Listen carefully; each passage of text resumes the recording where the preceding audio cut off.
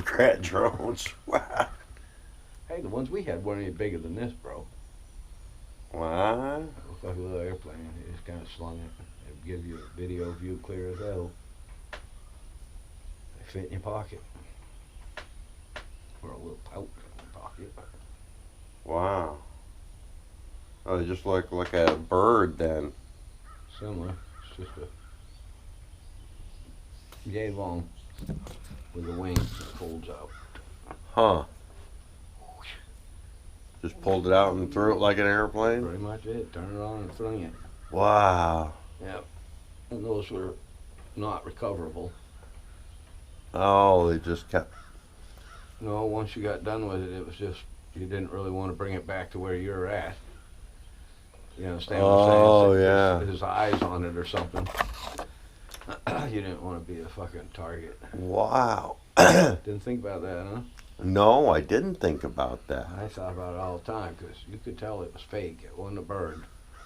You know what I mean? Right. I mean, and when you're in an area where you're aware of drones, or you know enough about them that they can be anywhere as you listen for the noises they make, and Wow. and that one was silent, so you couldn't hear it.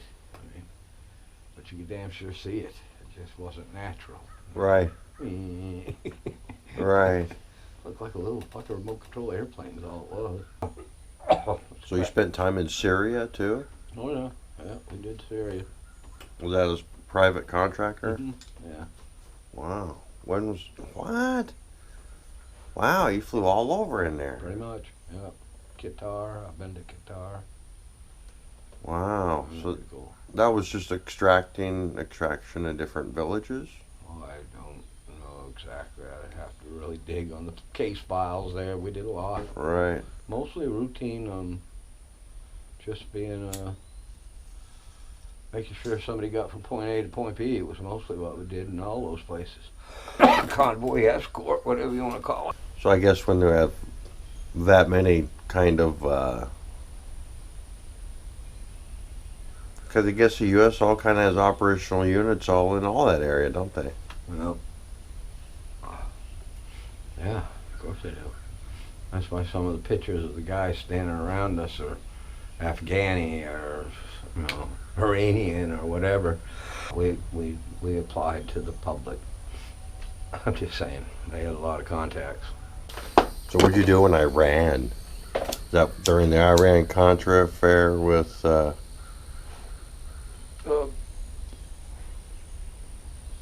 It was actually before everybody got really involved over there. It was years and years ago. I traveled that region over there since 1977. So I've been in and out of that area quite a bit. well, did you? I guess you didn't traffic in heroin at all. Well, I was a security contractor for the government most of the time, so I didn't do nothing. Gotcha. Just watch stuff. Yeah. Get somebody from point A to point B was a lot of it. And then Was that when you were flying oh, as a oh. pilot? Well, Or was that? I don't think I told you this one. This is a good one. In Iraq, I went to a briefing with one guy. He goes, "This is what I need you to do, Rick. You need to make these 7 leftover Soviet tanks that look operable, make them disappear. You know what I'm saying?" I said, "Sure." I said, "Okay." So I said, "Okay, we'll go up there." So 2 other fellas and me went up there with Simtech and some C4, and we were just going to blast them into oblivion, and just get rid of them. And we got up there, and they were old missile rocket launchers from the Soviet era invasion, and everything was still operable. There was no electronics or nothing on the top. They'd been all stripped. But the motor had a fucking padlock that was like this big around to get in it, and nobody could get into the engines, so the engines were fine. The fuel had been sucked out and blah, blah, blah. Well, we got a couple of them wired up, and in come like 40 horseback and horses and mules, and just come into the little area right there, right? And the guy comes up and he goes, "I want to buy." I said, "You want to buy what?" He goes, "These tanks." I said, are you the Taliban? He goes, Taliban wishes they were me.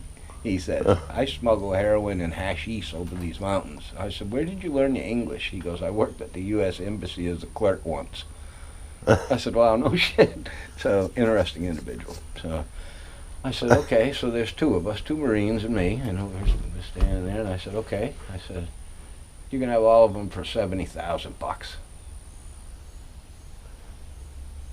He goes, yeah? I said, yeah. I said, but you got to get them out of here. Like within 48 hours, they got to be moved. He says, I can do that. I said, well, that's a deal. Give me the money, they're yours. I'll unplug them from all the explosives and be on my way.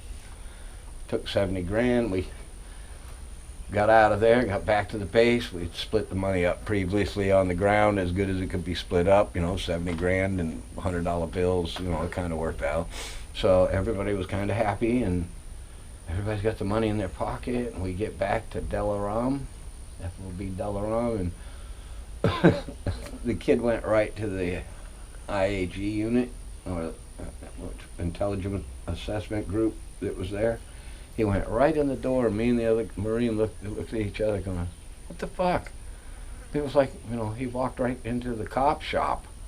Next thing I know, on the speaker, me and the other boy was called to the deck. Got up there, and they said, what do you know about this money? We want it, and we want it all. I said, okay. I said, well, I was told to make something disappear. They didn't tell me exactly how to accomplish the goal, so I took it into my heart to make them disappear. I said, I sold them to the Taliban. I said, no. I said, it wasn't Taliban. I said, it was a drug smuggler. I said, look, what's the difference than me and a squad of Marines standing around an opiate field and a poppy field to stop the Taliban from destroying it? I said, what's the difference? Can you define that to me? Oh, certain missions are certain. I said, that's what I thought. I said, so now what? What do we do from here? You're in a lot of trouble for doing that. So then they started investigating me, and then they found out in Iran I had bought 2 water trucks for a kid to deliver palatable water. I mean, a nice kid. Him and I went into business. He paid me back the first truck and borrowed and got another truck and paid me all back. I mean, but they found out about that. Goddamn. Come to find out you can't do business in a war-torn country and blah, blah, blah. I said, oh, so what are you going to do now?